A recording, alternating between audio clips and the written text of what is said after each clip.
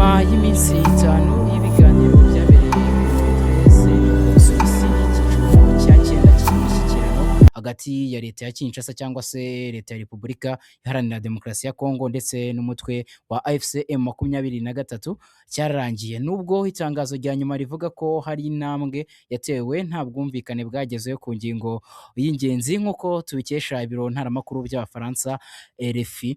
Ibyo rero ndaje ngo tubiganireho ndetse tuze no kuganira noneho ku bwumvikane ku gufungura ikibuga cy'indege cya Goma ndetse no mu bijyanye no guhanahana imfungwa zirenga 400 mu minsi 10 iri mbere. Aho ni hagati ya leta ya Repubulika Iharanira Demokarasi ya Kongo ndetse n'ihuriro ry'abarwanyi ba AFCM 23. Ibi ni bimwe mu myanzuro yafatiwe mu biganiro by'amahoro byaberaga mu Busuwisi kuva tariki ya 13 kugeza ku ya 17 Mata.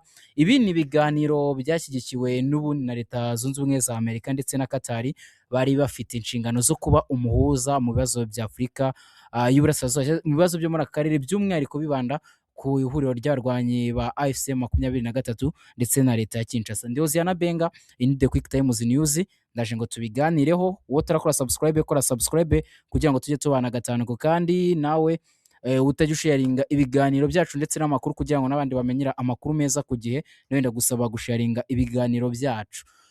Muhaye ikaze rero. Nyuma y'iminsi itanu ibiganiro byabereye i Montrex nk'uburyo nabikugaga mu Busuwisi, ni ibiganiro byatangiye tariki ya 13 bigeza tariki ya 17. Ni icyiciro cya cyenda cy'imishyikirano hagati ya leta ya Kinshasa ndetse na AFCM 23. Ibiganiro rero byararangiye, gusa nta tangazo rya nyuma rivuga ko hari intambwe yatewe cyangwa se ku bwumvikane ku ngingo z'ingenzi, ariko hari imwe mu myanzuro bafatiyeho. Turiyisunga ibiro ntaramakuru by'Abafaransa byari biri hariya mu gihugu cy'Ubusuwisi, RFI.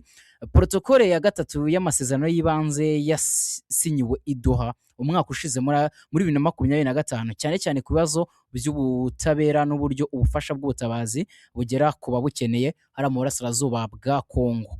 Nubwo hatatangajwe ko hari intambwe yatewe, ibiganiro byari bikomeye kandi birimo ubushyamirane nk'uko isoko y'amakuru mu by'ubudiplomasi yaganiriye na RFI ibivuga. Itangazo rya nyuma ahanini rifasha buri ruhande kuva ku meza y'ibiganiro rutagize igihombo cy'icyubahiro, ariko mu by'ukuri mu magambo arambuye ukutumvikana kuba kukiri kwinshi. Nubwo nyine ubona ko bashyira umukono ku masezerano ahanini bashaka kutagira igihombo cy'icyubahiro. Icyubahiro niho cyo ahanini baba barwanira bajya mu biganiro. Ubona ko hagati ya AFCM 23 ndetse na Repubulika Iharanira Demokarasi ya Kongo, bitewe n'ibiganiro bagiye bagirana ndetse n'amasezerano menshi bagiye basinyana, n'ubundi ubona ko buri wese aba ashaka icyubahiro muri ayo masezerano. Naho ku bijyanye n'ubutabera, mbere na mbere AFCM 23 isaba ko zimwe mu manza z'igihano cy'urupfu zafatiwe bamwe mu bayigize zibanza zikavanwaho ndetse no guhagarika gukurikirana abandi mu nkiko. Ibi ariko leta ya Kinshasa yabihakanye yivuye inyuma ivuga ko itabyemera. Hari n'abo bireba bari mu bagize ibiganiro byabereye mu Busuwisi muri iki cyumweru.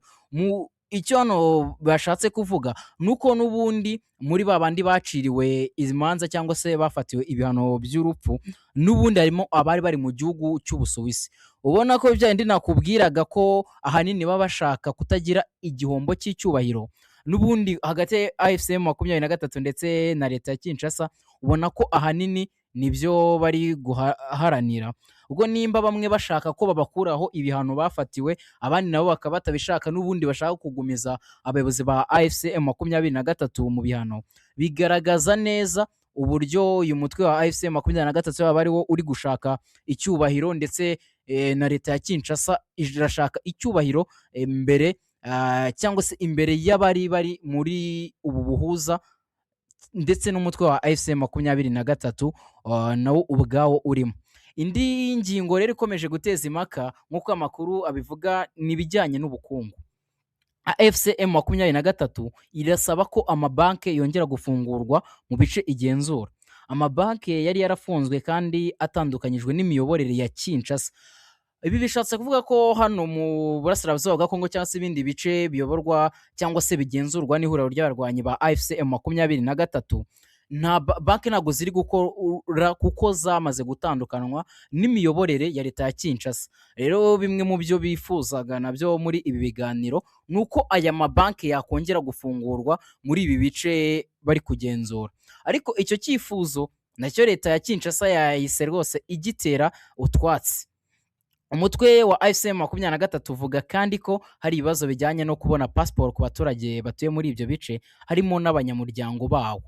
Ibyo ni bimwe mu byo nawe yifuzaga, ni nk'imbogamizi mbere na mbere yabanje gutanga, ko abaturage batuye muri biriya bice kugira ngo bazapfe kubona pasiporo z'uko baba bajya ahandi birabagora cyane. Rero ibyo nabyo ni zimwe mu mbogamizi bagaragaje muri ibi biganiro byari bimaze igihe cy'iminsi 3. Uyu mutwe wa AFC M23 wasabye ko imitungo y'abanyamuryango bawo wafashwe n'inzego za leta yasubizwa. Icyo hano bari bashatse gusobanura, iki cyifuzo cyabo batanze ni uburyo n'ubundi leta ya Kinshasa yafatiriye imitungo yabo igomba kuyirekura kugira ngo n'ubundi ka gahenge kaboneke cyangwa se bashyire ibyo bari bwumvikane mu ngiro cyangwa se bemera ibyo bari gusabwa. Hanyuma ikibazo cy'ikibuga cy'indege cya Goma kiracyari mu gihirahiro. Kinshasa irashaka ko hongera gufungurwa kuri icyo kibuga cy'indege cya Goma, ariko AFC M23 ifite impungenge ko cyakoreshwa mu bikorwa bya gisirikare. Aho noneho haba hajemo kwa kutizerana, nubwo basinya amasezerano y'ubworoherane cyangwa se guhana agahenge, ariko harimo no kutumvikana cyangwa se kutizerana. Birumvikana AFC M23 ntabwo iri kwizera leta ya Kinshasa kuko iratekereza ko ishobora kuhakoreshwa mu bikorwa byayo bya gisirikare. Rero ahangaha hari zimwe mu ntambwe zatewe muri ibi biganiro, ni nabyo noneho tugiye kujyamo neza. AFC M23 na leta ya Kongo basinyiye mu Busuwisi uburyo bushya bwo gukurikirana ishyirwa mu bikorwa ry'agahenge. Ni uburyo bwari butegerejwe mu byumweru byinshi, bukaba burimo impande zombi ziri mu makimbirane kugira ngo zibashe kugenzura ihohoterwa ry'agahenge ribera ku butaka. Ni igikoresho gikomereza ku masezerano yari yasinyiwe i Doha kuwa 14 Ukwakira 2025 ndetse no ku mabwiriza ngenderwaho yemejwe kuwa 2 Gashyantare 2026. Ariko se twasobanukirwa dute imiterere y'ubu buryo bushya n'akamaro kimaze? Ahangaha nsubiye inyuma gato kuri ubu buryo bushya bwo gukurikirana ishyirwa mu bikorwa ry'agahenge mu bijyanye no kugenzura aka gahenge mu minsi bihaye. AFC M23 nayo iri mu bashinzwe kugenzura aka gahenge, aho bari kumwe n'umuryango wa Croix Rouge, MONUSCO n'indi miryango mpuzamahanga. Ariko noneho AFC M23 yahawemo ijambo mu bijyanye no kugenzura agahenge hano muri Burasirazuba bwa Repubulika Iharanira Demokarasi ya Kongo. Nono imiterere n'uburyo bushya n'akamaro k'ibimaze gusinywa nabyo ndagenda mbigwa, uragenda usobanukirwa wowe ukomeza kubana natwe kuri The Quick Times. Ubutegetsi rero bwa Repubulika Iharanira Demokarasi ya Kongo n'ihuriro AFC M23 urwanira ku butaka birumvikana bwa Repubulika Iharanira Demokarasi ya Kongo, by'umwihariko muri Kivu y'Epfo na Kivu ya Ruguru, basinya amasezerano yo guhanana imfungwa mu minsi 10 iri imbere. Ku ikubitiro hari imfungwa zirenga 400 zigomba guhanahana hagati y'izi mpande zombi. Iyi myanzuro ni yafatiwe n'ubundi muri ibiganiro by'amahoro byari biri kubera mu Busuwisi, byatangiye ku wa 13 uko nabikubwiye kugeza ku wa 17 Mata 2026, bishyigikiwe na Katari na Leta Zunze Ubumwe za Amerika. Biteganyijwe ko leta ya Repubulika Iharanira Demokarasi ya Kongo izarekura imfungwa 311 za AFC M23. Iri huriro naryo rikarekura imfungwa 166 za leta ya Repubulika Iharanira Demokarasi ya Kongo. Ibyo bikazakorwa ku rwego rwo kongera icyizere hagati y'impande zombi zihanganye. Impande zombi zagaragaje komite mpuzamahanga y'umuryango Croix Rouge ko ariyo yatanze urutonde rw'imfungwa zigomba kurekurwa hashingiwe ku masezerano yashyizweho umukono tariki ya 14 Nzeri 2025. Ahangaha icyo nabasha kubanza kukubwiraho, ku bijyanye no guhererekanya imfungwa, leta ya Repubulika Iharanira Demokarasi ya Kongo yari yabanje kwanga izi mfungwa ivuga ko bashobora koherezwamo maneko cyangwa se uwajya guhungabanya umutekano w'ubutegetsi bwa leta ya Kinshasa. Akaba arizo mpungenge bari bafite mu gihe AFC M23 yo yemeraga n'ubundi ko bayiha imfungwa zayo nayo ikaba yazitanga. Tariki ya 14 Mata 2026 leta ya Repubulika Iharanira Demokarasi ya Kongo na AFC M23 byagiranye amasezerano yo gutangiza urwego mpuzamahanga ruvuguruye rugenzura iyubahirizwa ry'agahenge, ruzajyamo abantu batatu kuri buri ruhande. Aha ngaho ni ukuvuga ko noneho mu buryo bwo kugenzura aya masezerano, buri ruhande rwose yaba leta ya Kinshasa ndetse na AFC M23 bazafatanya mu kijyanye no kugenzura aka gahenge.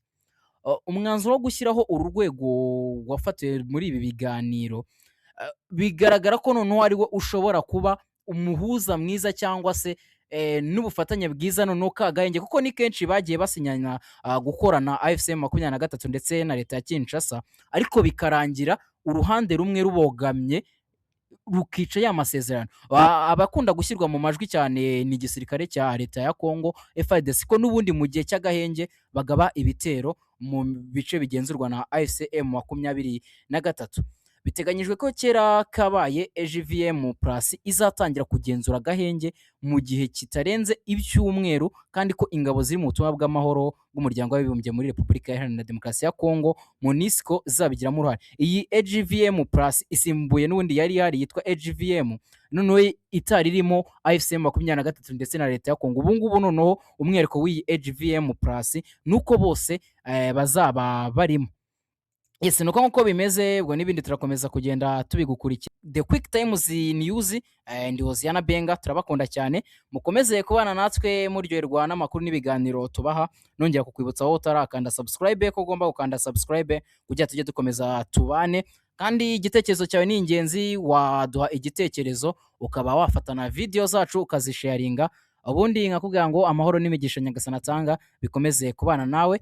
Dusubire mu bindi biganiro naho uri bwagende umenyeramo byinshi, nko kuba imirwano mu burasirazuba bwo hagati, by'umwihariko hagati y'Uburusiya na Ukraine ishobora kuba igiye kongera kubura. Ibyo nabyo ndaje ndabiguha mu kiganiro kiza gukurikiraho. Wowe icyo usabwa ni ukubana natwe, nukora ikosa ryo kujya kure yacu. Amahoro n'imigisha Nyagasani atanga bibane namwe.